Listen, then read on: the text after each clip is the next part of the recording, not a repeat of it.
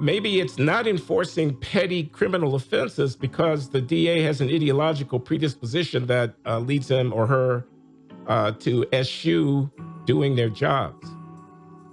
Uh, Maybe it's political demagogues who think that they can make a career by making a mountain out of a molehill whenever there's a adverse encounter between a police officer and an unarmed minority youth. But if you end up with law enforcement fearful for their lives because mobs are attacking their police cars and nothing is done about it, I don't know. That sounds like the end of the road to me.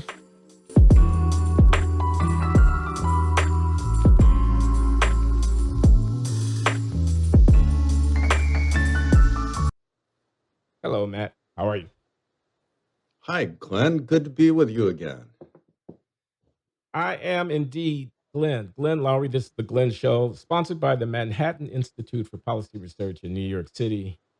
I'm a professor at Brown University, and I'm with Matt Rosenberg, who is a veteran journalist. Chicago is his beat. He's the author of the amazing book, very provocative and incisive and thoughtful and passionate book, What Next, Chicago? Notes of a Pissed Off Native Son. I've interviewed him at the podcast at the Glenn Show previously about the book. But Matt is just awash in all kinds of shoe leather reporting insight from walking around the streets of the city, talking to people and whatnot. In the old school, I don't know, Mike Royko, would that be somebody that you would compare yourself to, Matt? Kind of veteran, old school journalist kind of way. And, Chicago's my hometown. So welcome, Matt. Do you want to add anything else to your introduction? Credits or detriments? Only to say that thank you, and that's very gracious of you to say those things and have me on. I would add that we do a lot of data-driven reporting along with the shoe leather stuff, and just that I've been in this racket of public policy or journalism for, close to 3.5 decades now, and lived here for 30 years in Chicago, and I came back in 2020, and they have not been able to get rid of me since then. I've pretty much moved back, and I'm super happy to have landed at a great news nonprofit called Wirepoints.org, and that is where I work full-time now as the senior editor, and so that has been great. And we have some elections coming up here, and of course, we don't take sides, but things are heating up here. And at some point during our chat today, Glenn, I hope we can talk a little bit about the so-called Safety Act, which is reaching an apex of controversy now that calls for the end, quote unquote, of cash bail on January 1st. And there's a tremendous dispute unfolding here. We're fact-checking the fact-checkers, but we can get into that later. There's a tremendous dispute about what it really means and what it doesn't mean. So, okay, Matt, lot going on. Wirepoint.org. You can find Matt's writing there. And you ought to actually, anybody who's within earshot of this ought to check him out, because what you're going to find there is some very closely detailed, humane, fact and personality infused reportage about what's going on the streets of the city. I mean, for example, Matt, if I could just embarrass you for a minute, I read this amazing interview that you did with this African-American graffiti artist, intellectual, resident of the city of Chicago, whom you encountered walking through a place. I used to live on 82nd and Green. So I know exactly where 79th and Vincennes, 87th and Vincennes, 95th and Vincennes. I know exactly where that is. And I'm saying this old Jewish guy walking the streets, kind of running into people, just kind of chatting them up. I'm trying to envision what that looks like, what that feels like. But it's just it makes for wonderful journalism. So my hats are off to you. Thank you. Thank you. Yeah, I was down I was down there to go visit Latasha and Ron Fields, who are part of a Black homeschooling family. And I saw this incredible mural, which I learned later from Rahmaan Statik aka Rahmaan Barnes, is done in the style of what he calls Afro-constructivism. And it just hit me because it seemed to embody hope and capability. And we ended up meeting for 3 hours and had an awesome conversation. And I can tell you a little bit more about some of the things that Rahmaan had to say if you would like me to.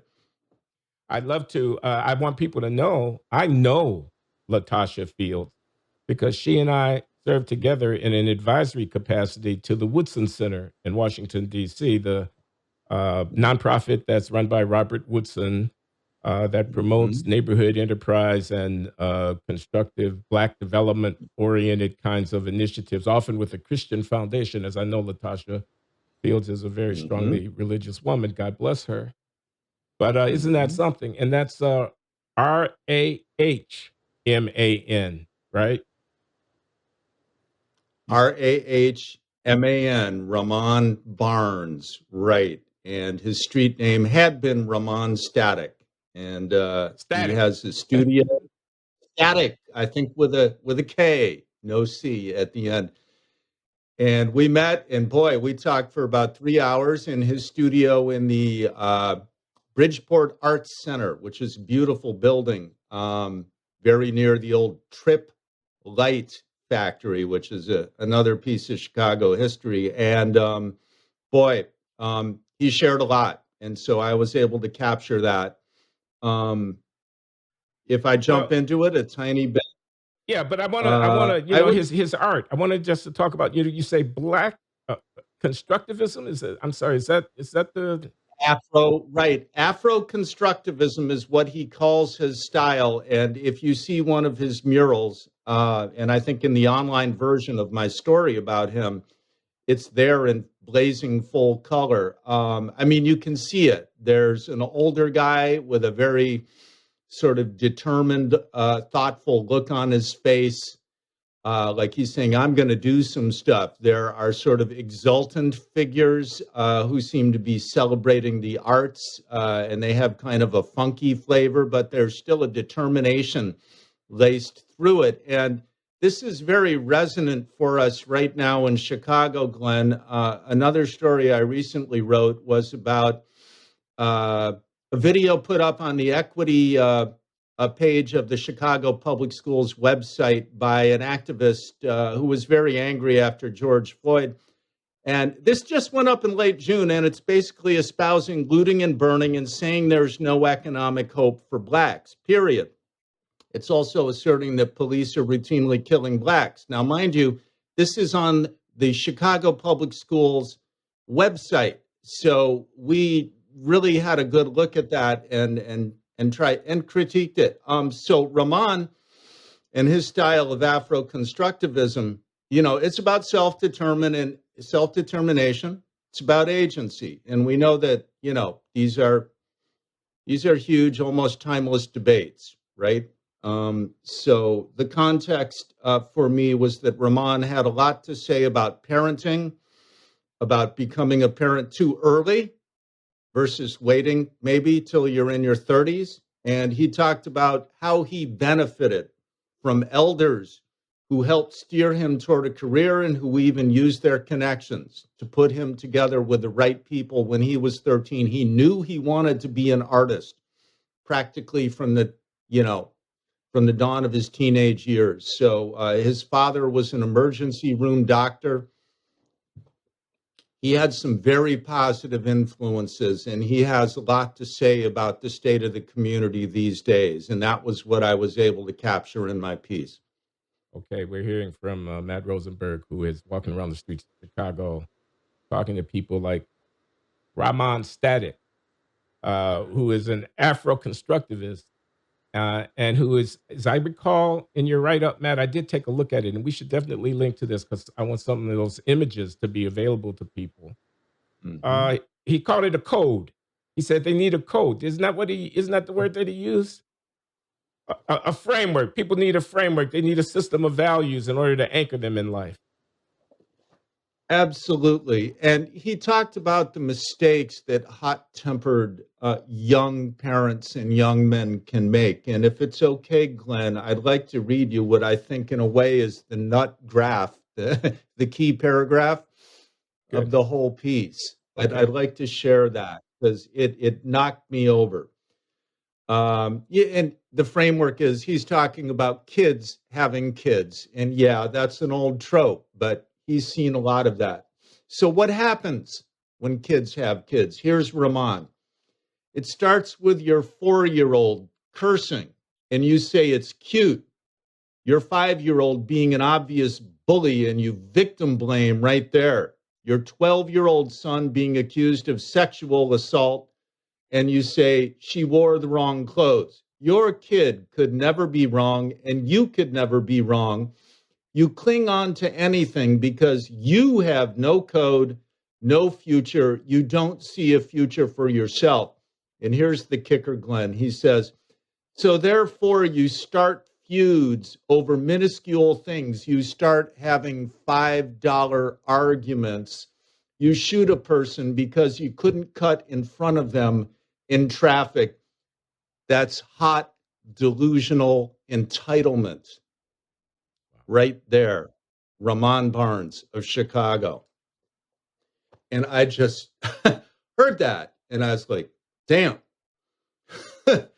he's saying it. And I'll give you some context from like last weekend. Once again, we had a mass shooting in Washington Park. And I know you know where that is, just Oh west yeah. of where I grew up in Hyde Park.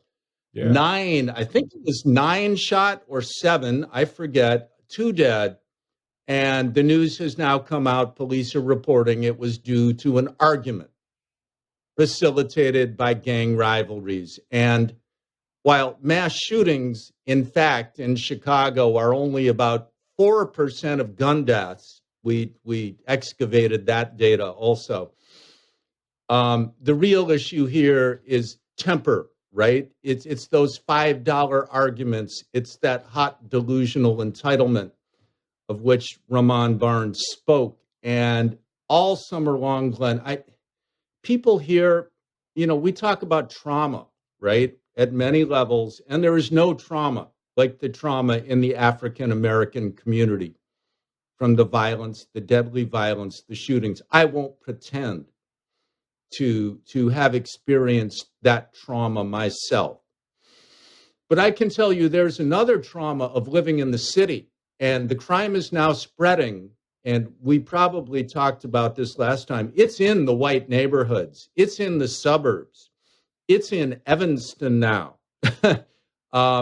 It's in Lake County, up toward the Wisconsin border. 8 shootings in one night in Waukegan. They had an emergency community meeting. So there's another trauma, which is the trauma of reading the news. And boy, yeah, it sounds like a first world problem, but then you see, my gosh, they're losing Rogers Park in Edgewater, and to non-Chicagoans, and Glenn, you know what I mean, to I know non-Chicago. Rogers Park. I know Sheridan Road going up north because I used to, from 1970 to 72, drive it every morning from R.R. Donnelly and Sons in order to get to Northwestern University campus. I know exactly what you're talking about.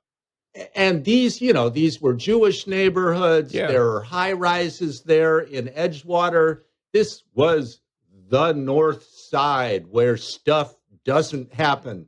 And people come home and put some Puccini on the stereo and have a crisp Chablis from Burgundy. And, and now it's. And where I used to see, save Soviet Jewry.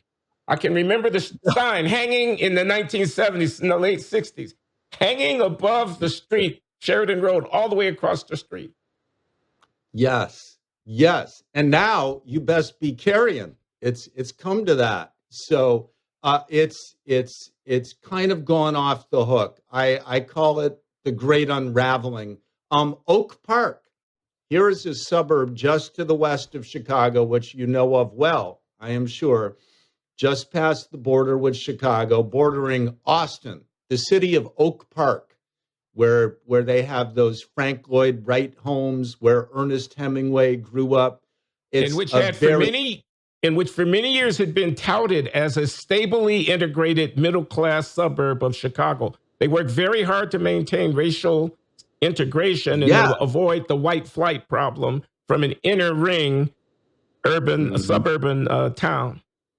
And there has been so much to commend Oak Park. I mean, it's beautiful, it's leafy, there's historic Frank Lloyd Wright homes. Most importantly, what you just spoke of now, the city council, I believe I read this, has just voted to end late night hours at gas stations because there have been a series of carjackings there. So you have a situation where, because of the criminal justice system in Cook County, repeat violent offenders, particularly weapons offenders, and this is so ironic considering all the talk about instituting new laws like, weapons restrictions at the federal level. We are not enforcing existing law against repeated gun offenders because with multiple prior convictions for weapons offenses, when they commit new weapons offenses, they are too often let out on low cash or no cash bail. And then before their new trial occurs, they're out doing more stuff, including carjackings, shootings, and even fatal shootings. And one night in Oak Park earlier this summer, a brother and sister from the west side of Chicago, young, one was 17, I think, one was 21. They wanted to go jack a car, and they did. And they killed a young woman who was sort of a pillar of her high school community in Oak Park. And that shook everyone there to their roots. But it wasn't an isolated incident. There had been a whole series of carjackings. And so now they're mandating my heart. You're breaking my heart, Matt. I hear death knells. This sounds like you could get over into an area where you can't get back from it. And the other thing I hear is an argument for the Second Amendment, frankly. And y'all can get mad at me if you want to. If the state will not protect you, you have a right to protect yourself. I mean, I can see that argument very clearly. But can we talk about the first thing? Is my city, my hometown, dying? I'm sorry, can you repeat that, Glenn? I lost a chunk of audio from you. I'm sorry. What I said, can you hear me now, was, yeah, is my hometown dying? I said two things. I said, you just made a case for the Second Amendment, in my opinion. Right. And I said, it feels like death knell, the kind of report that you're giving me. Yes, it might be dying. People are fighting to keep it alive. We'll know a lot more, I'm going to say, by April of this year. In November, we have a gubernatorial election and state legislative elections. It's odds on, but I won't digress into politics. A lot of people feel like it is dying. At the same time, and I should point this out, it may be that we're headed for an extended purgatory. The thing is that Metro Chicago, and you know this well, Glenn, has heft. It has population heft. It has economic heft. And this is still a metro region of some 8 million people. Now, yes, Ken Griffin, the well-known conservative billionaire, moved his hedge fund, Citadel, to Miami. That was significant. Boeing moved its headquarters away. The headquarters was largely symbolic, but importantly symbolic. Other new companies have moved here, as Mayor Lightfoot's office points out. But here's the thing. Downtown is different. Downtown looks like a ghost town. Security card check-ins in office buildings were down to something like 44% of capacity earlier this year, if I remember that report correctly.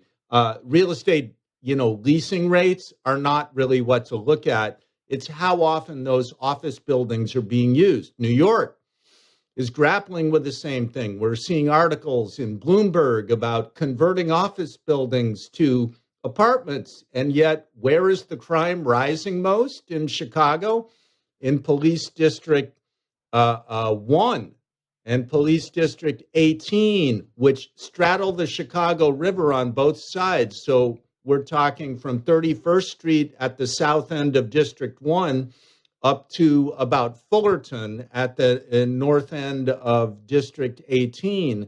The The motor vehicle thefts and the thefts are up dramatically. Criminal sexual assaults are up dramatically in the North Loop.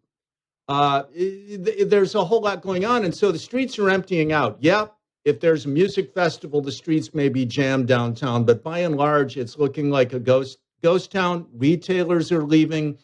Hotels, historic hotels, are being foreclosed upon by the lenders, like the Palmer House. So there are a lot of things, yes, Glenn, that leave people with the impression Chicago is dying. I'm saying don't count it out quite yet, but it's late in the fight.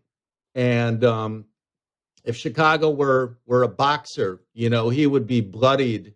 And the styptic pencil's been taken out a lot. And, we got to figure it out. Chicago going the way of Detroit. That thought just makes me ill. That's a good spot for me to quote Joe Ferguson.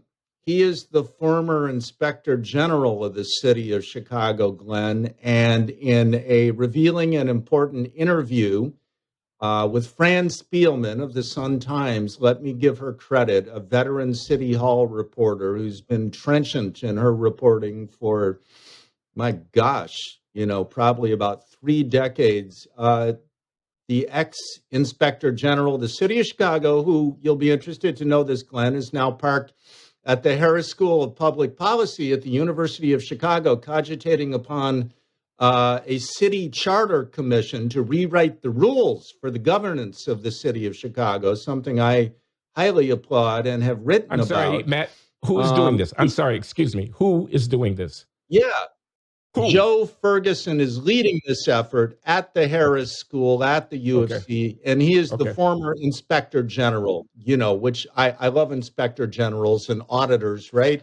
They're one of the few folks in city or federal or state government who get to tell the truth and who hopefully get free rein to turn over stones, right? So their reports are often a trove of information about corruption, mismanagement, inefficiency, you name it. So he left. He was forced out eventually by Loury Lightfoot. But what he said when he was interviewed by Fran Spielman of the Sun-Times was, look, we're not going to be another Detroit. We're too big to fail in certain ways. And if you look at the region, I strongly agree with that, just in terms of the population and the economic heft. But he said, we may be in a Philadelphia situation, is what he said, Glenn. And he described that more as a purgatory, not dead, not really alive, too big to totally fail, but, creeping downward ever. And I'm afraid that's where we may go. And what happens to the city? In that scenario, it becomes more and more dystopian. And, I could go on. I could talk about what's going on the armed self-defense front, but I'll take I want to talk about that. Hold off on that for a minute, because I want to stay with this. Because what I want to know is the role that race is playing, both in terms of the social description, who's committing the crimes, but more importantly, in terms of the attitudes of the residents of Chicago. What about the ethnic communities of Chicago? What about the working class whites of Chicago? What few may be left? What I envision, you say downtown is dying, you say the streets are deserted. So what I envision, I don't know if it's true or not, is a bunch of kids coming in from the west side of Chicago and the south side of Chicago, massing downtown and basically going on rampages and, and making it someplace you don't want to be coming out of a restaurant at 10:30 at night at. Is that what's going on? And is it narrated like that? How does the press report it? Is there a racial coloration to the narrative that's being put forward now about what's happening in Chicago? There is racial coloration. It's far from completely unfair. It has not very much penetrated the mainstream reporting. It occurs more in conversations on social media. There is a lamentation for better or worse, that the mainstream media and political authorities are scared to death of the real truth. There is a complexion to this. It's not completely Black. It's Latino to a degree. But we have what are called street takeovers, Glenn, to your point. And I should hasten to add, downtown is not completely empty, but there is an emptiness to it, which can often be seen. You're still going to have concerts in Millennium Park, and you're still going to have crowds. There are still tourists. Very often people don't get accosted, but it's more and more dangerous. So there are what are called street takeovers. This has become a thing this year where a group of youths, often largely Black, will take over a public beach or a public park. There was a curfew instituted after a shooting downtown at our famous sculpture, The Bean, a fatal shooting there. So there was a curfew instituted. It's not clear it's really doing much good.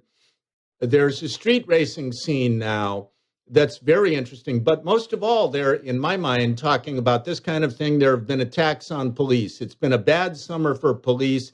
It's now open season on police. Over the July 4th weekend, Glenn, it was very shocking. Numerous reports of attacks on police, video, that was just shocking. And police would come out, say, to break up a street racing scene, and people would be smashing the windshields of their cars. There was an Illinois state police trooper on Division Street near the Kennedy who came out to Goose Island and where a street racing setup had unfolded, I think, over the July 4th weekend. And they have the video from his car, and you can hear the fear in his voice, and you can see it as he reports to his dispatcher. They're coming for me. And then you see the windshield being smashed. And this was not an isolated incident that weekend. And then we had another bout of this just in the last, 3 weeks or so. There's, dozens of articles and videos online from mainstream media. The street racing scene has really grown here. And I would love to cut those guys a break, as I was telling my friend John Cass earlier this week in one of his podcasts. You think of a Latino guy who's got a good job and saves up money to hot rod his car. And then at night they go out, right? And they race around on the streets. And okay, they're blowing off steam, but they're good guys, right? Maybe they're engaged. They've got a job in a factory or wherever. Well, except when the cops show up, they start smashing windshields now. And the thing is, a woman got killed by a street racer too. So it hasn't all been innocuous good fun.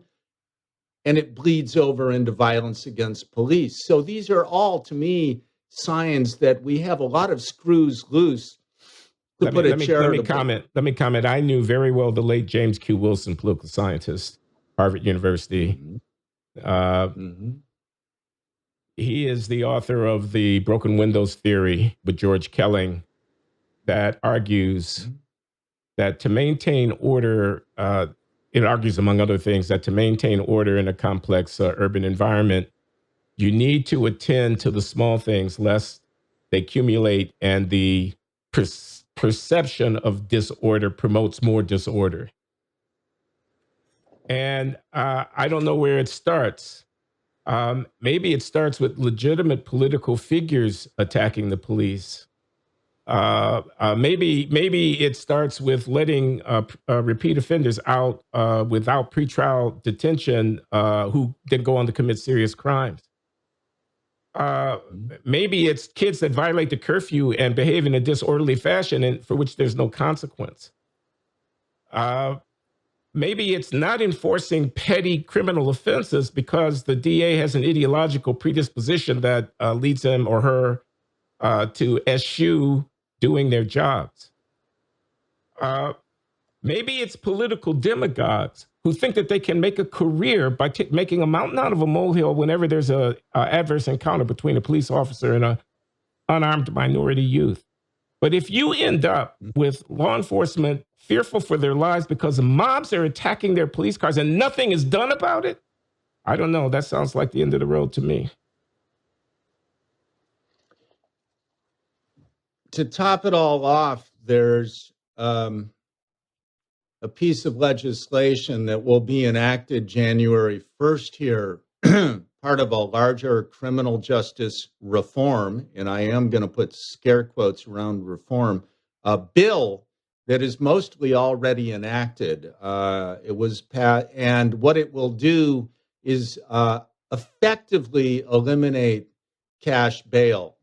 Now, there's a great thrumming controversy about what the bill really says, but that is certainly a piece of the perceived end of days here.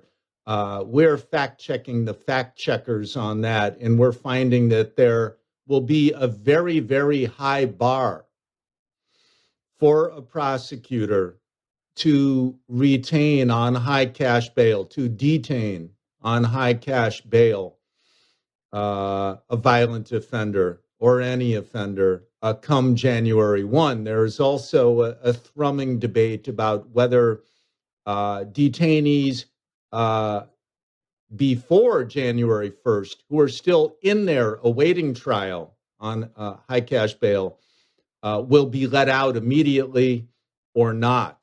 And many of the state's attorneys, and we've been talking to state's attorneys and getting their help parsing the actual guts and innards of this 749-page bill passed in the waning hours of a lame duck session. Yeah, like the health care bill, they had to pass it to see what was in it.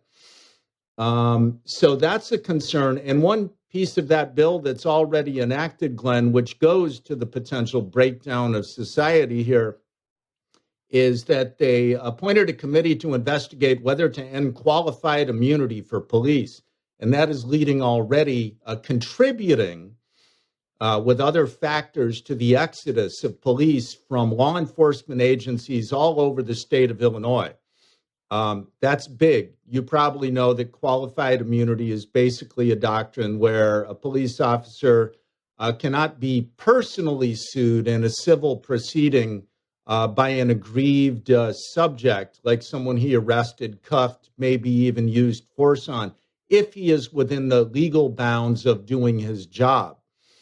So the contemplation of the end of qualified immunity, even though it has not been ended yet, just the contemplation of it is a huge red flag to many police officers. So there are many things that are leading police to lay back. We are in the throes of major depolicing. There have also been 8 felonious killings of police officers in just the last 3 full calendar years.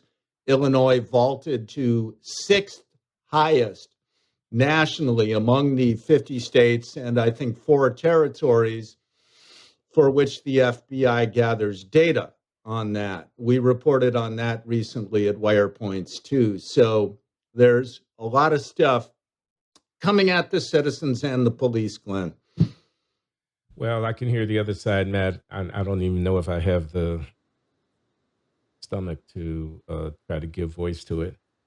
So there's this tug of war in terms of power as between police and citizens. And the consensus, certainly on the left, certainly in the Black Lives Matter camp, certainly for people who are advocates of racial justice, for the vast majority of my colleagues here at Brown University and others who take this without even giving it a second thought, is that the police have way too much power, that they exercise force and brutality and including lethal force in a way that's abominable, that's an abomination, and that they need to be reined in. I mean, I wouldn't even know how to, as my mama used to say, fix my mouth to try to defend qualified immunity in some of these circles, because it's so much of a foregone conclusion that a greater degree of leverage to hold police officers accountable is a good thing. Now, I'm an economist. I won't go on for long, but I'll just say this. Unintended consequences, right? If you can't recruit police officers because when they make a calculation about the benefits and the costs, they find that, I'd rather be driving the truck than doing this. um, you're in trouble. And the people that you think you're protecting will actually end up being worse off for it. But I don't know how to get past this ideological barrier, this kind of, if you say thin blue line. Did you see that story the other day about somebody with a cap that had a thin blue line in it? And apparently his father, his family, they were police officers. And the teacher at school was berating him on racial justice grounds because, he was defending the cops. But that's how far it's gone. I mean, I don't know. What do you think? Wow. We took a close, yeah, I hear you loud and clear, Glenn, and those perceptions are very strong. And of course, there have been utterly heinous incidents where police made mistakes, and I would add fatal mistakes. And I would add that this omnibus criminal justice reform bill includes some provisions that nobody is arguing about, including essentially mandating body cameras everywhere all the time in all police departments in Illinois. They have to help fund that, and there is, I believe, funding included for that. So that's important. And when you look at the body camera footage, you really get some interesting lessons. But let me not jump ahead too far. On the question of perceptions of egregious brutality by police toward Black men and women, we went to the Washington Post database, which is the authoritative source of police-involved killings. And we found that in the most recent year for which there were reliable data, 2020, that 94% of all police-involved killings in the United States involved a victim who had a weapon. And I think it's a pretty fair presumption that in nearly all of those cases, they were ignoring orders to drop the weapon. So that right there, to me, serves as likely a large and meaty rebuttal to the idea that the violence police must occasionally perpetrate is unjustified. It is largely justified. People should put down their weapons. We also then looked at the 7 fatal police-involved shootings in Chicago last year, and in one of those 7 cases, the man was unarmed. I looked at the body camera videos, Glenn, and it's harrowing. The big takeaway, a lot of these cases are domestic violence cases that are just a mess right from the get-go, and it made me question why we so willingly send police in there. But then, of course, if someone is about to be slain by an angry boyfriend, girlfriend, or spouse, how can we not send them in there?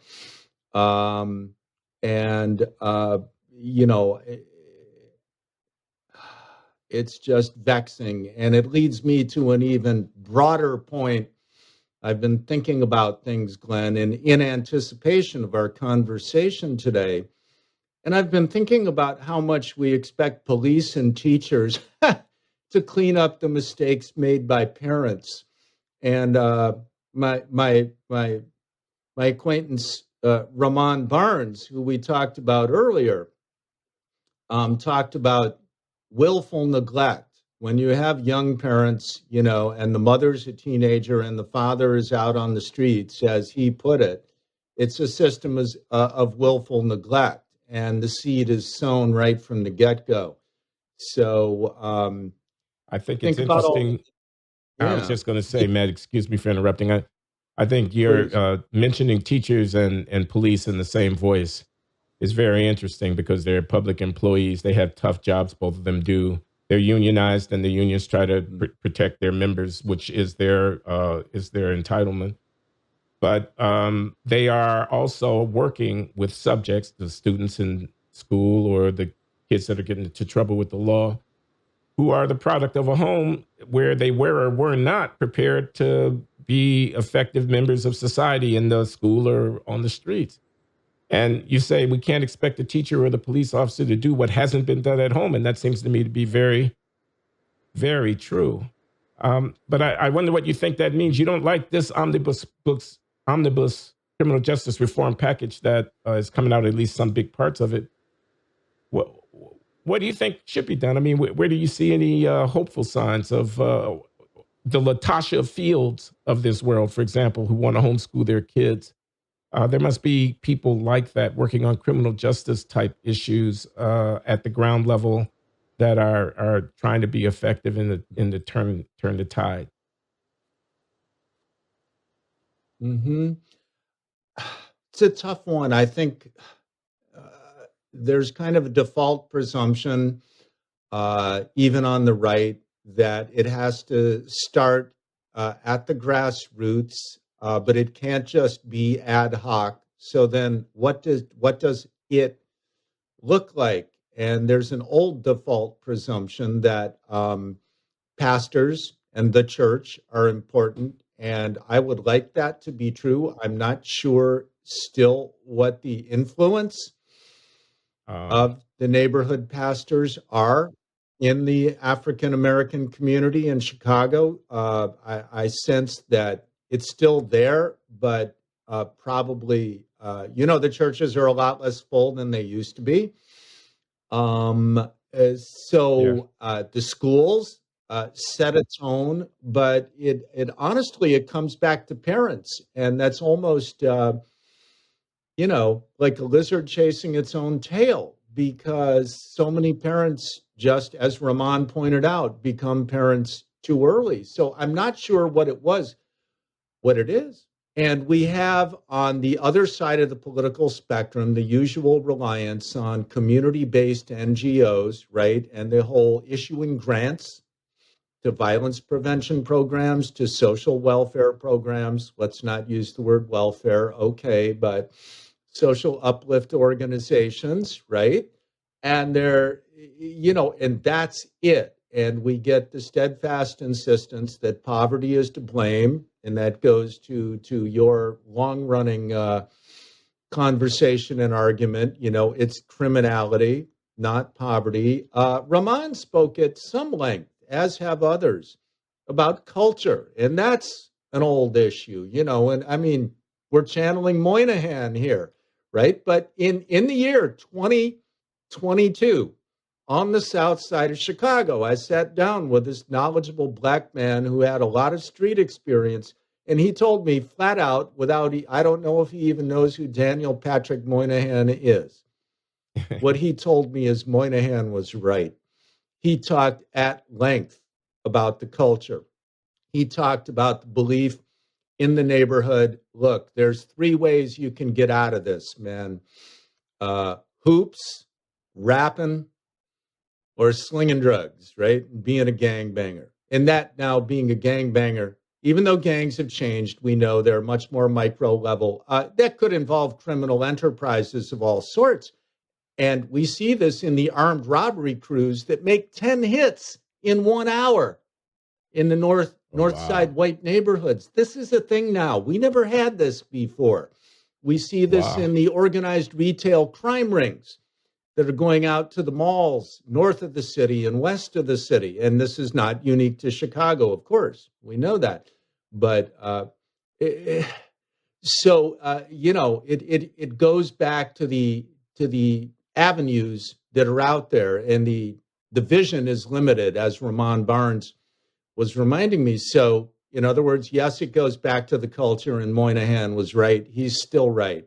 And that's an intractable disagreement that the right will have with the left over that. But I just don't know where we go. And we're not finding the middle ground, and we're not solving the problem. And so it scares me as to the future of America's cities. And yes, we have these activist social justice prosecuting attorneys in all our major cities. And man, we're just down in it, Glenn. I'm not sure I see a way out. And so many people, of course, you look at the out-migration data, the out-migration of taxable wealth, the out-migration of population. This is now breaking down into the kind of thing that Joel Kotkin has talked about. Phoenix, Dallas, Miami. They're not at the same level of despair and dysfunction at all as Chicago, New York, Milwaukee, Detroit, Baltimore, Cleveland. So the North, the North is losing. and it will continue to lose population, GDP, and taxable wealth. It's just a question of, is it purgatory versus Detroit? You know, How do you commit? How do you commit 10 armed robberies in an hour? you've got a car, you got 3 or 4 guys in it, you target a neighborhood, you target individuals on the sidewalk.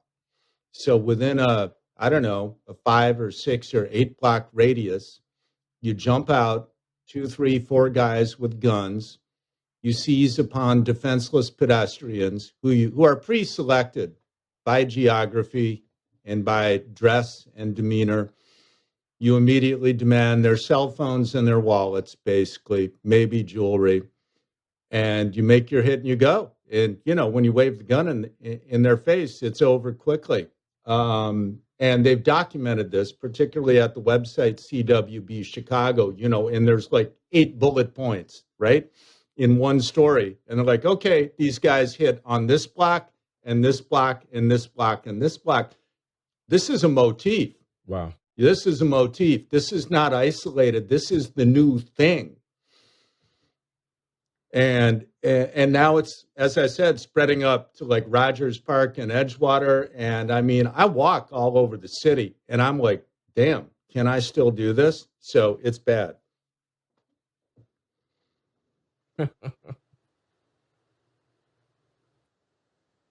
Yeah, it's just nuts. And the carjacking is another thing. We went into the city of Chicago Police Department's all crimes since 2001 database, which is a bit of a beast to wrestle with, but I had some help. And we got the carjacking totals, armed vehicular hijacking, it's called, for like about 20 years or so. And we saw that this year we're on track to a new record. Now, we'll have to see if that pans out. We did that about a month ago. It's bad all over. Murder is down from last year. Shooting incidents are down. They're not down compared to 2019, which is the baseline year. And we're not including in the weekly FBI Part 1 crime totals, we're not including a lot of stuff, including weapons arrests. And of course, 60% of non-murder violent criminalizations are not even reported as crimes, and something like 2/3 of property victimizations are not reported as crime. That's as per the Bureau of Justice statistics, right? I think that the percentage of unreported crimes is going up in Chicago, but we don't know. I want to ask you something, because I'm impressed by the data focus of the reporting that you're doing, and I want you to talk about those unwed mom statistics that you were gathering up at municipalities around Illinois, because I thought that was so interesting. You want to talk about that for a little while?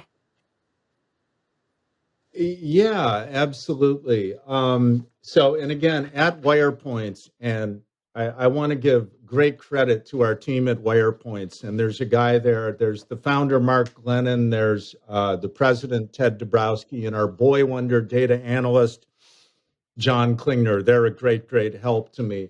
But what we did is we reached out to the State Department of Public Health, because I was frustrated, Glenn. In the book I did, What Next Chicago, I was able to uncover City of Chicago data on the percent of births to unmarried mothers by race, but only up to, I think, 2008. So, of course, I was, scratching my head going, where's the more recent data? So it turned out it lived with the State Department of Public Health, and they were very cooperative, and they had it from, I think, census sources.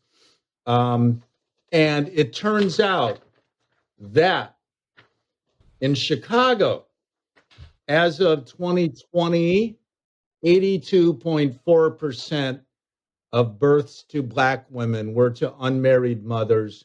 For Latinos, 56% of births to mothers were to unmarried mothers. 12% of white births were to unmarried mothers in 2020 in the city of Chicago, and 10% of the births to Asian mothers. So 82% of Black births in Chicago were to unmarried mothers. That's significant. But then we looked at the 20 largest towns in Illinois, and we saw not entirely dissimilar patterns, particularly in your less well-off communities. And we saw a fairly high rate of births to unmarried white mothers in some, less well-off downstate Illinois towns.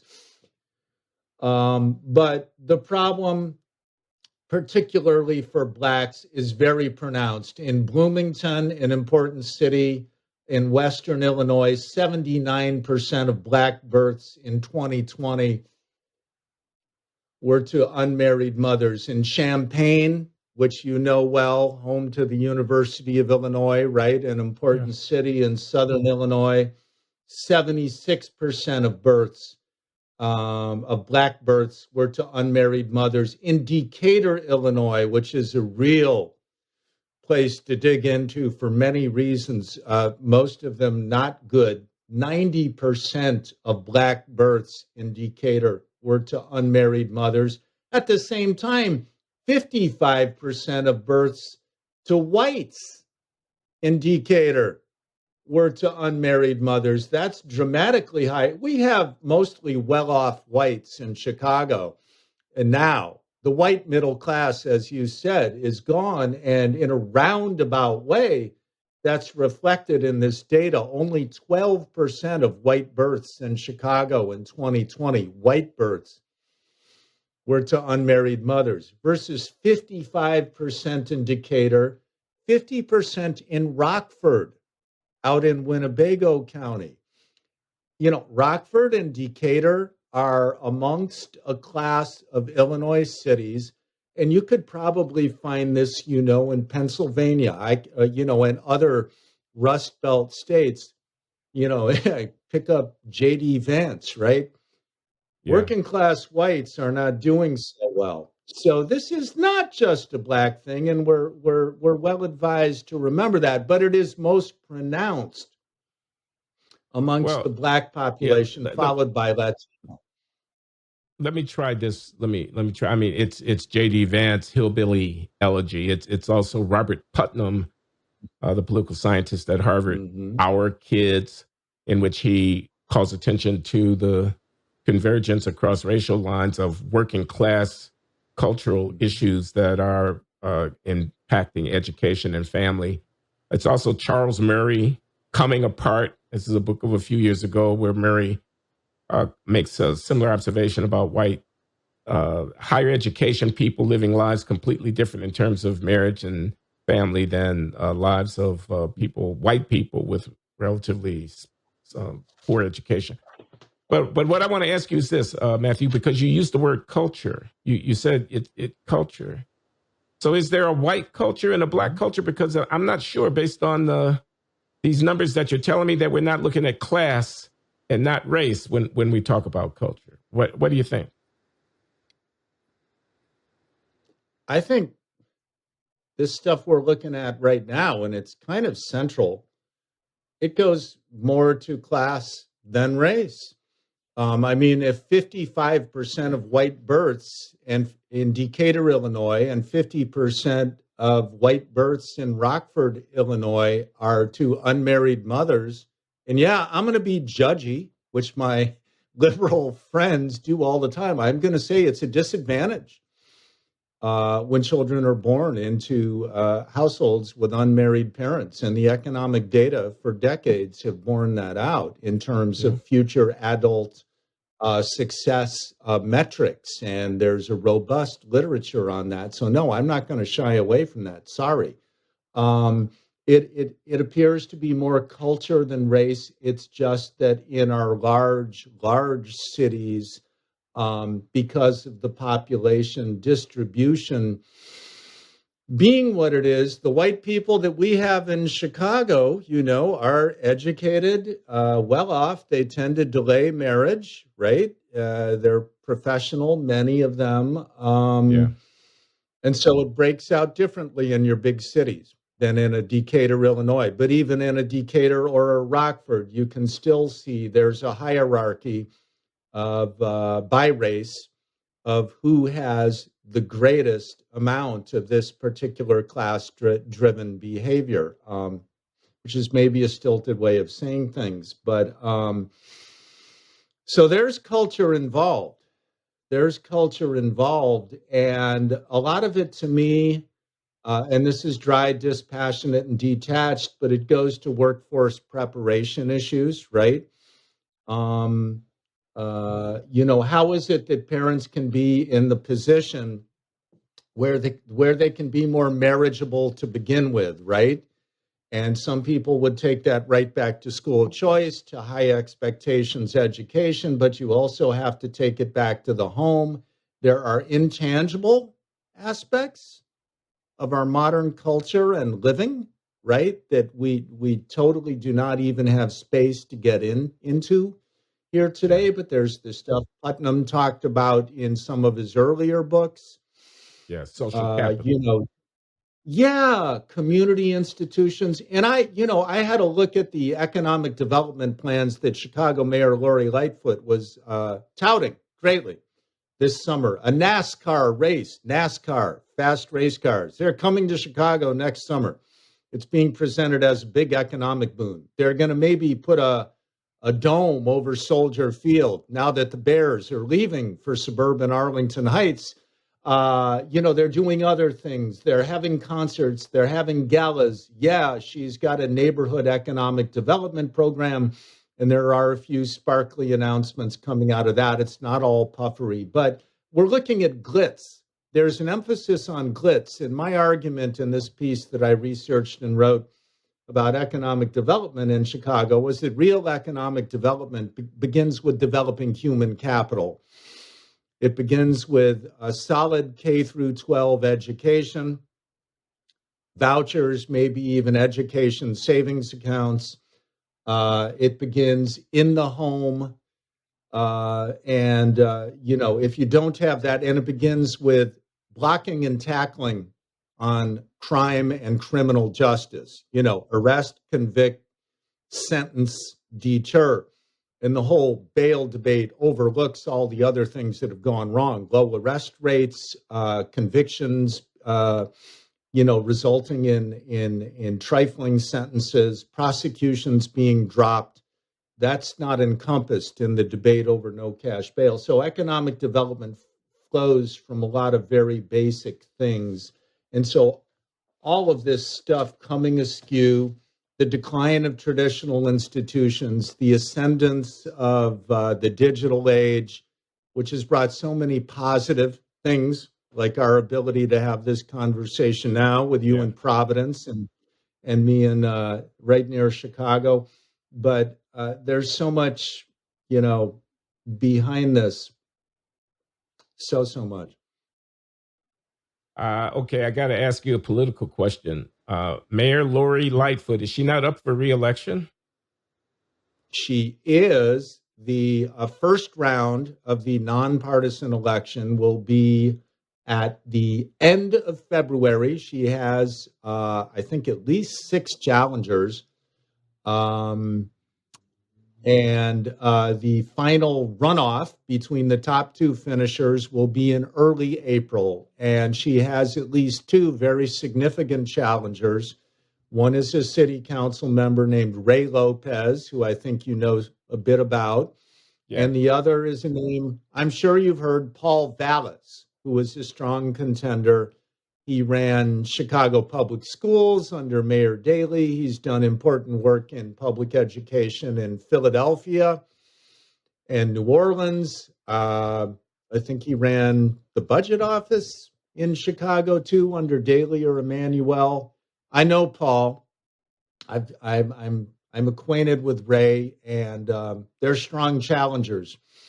So we might very well end up with a new mayor. It's hard to predict. With such a large field, Lightfoot could make it through the primary.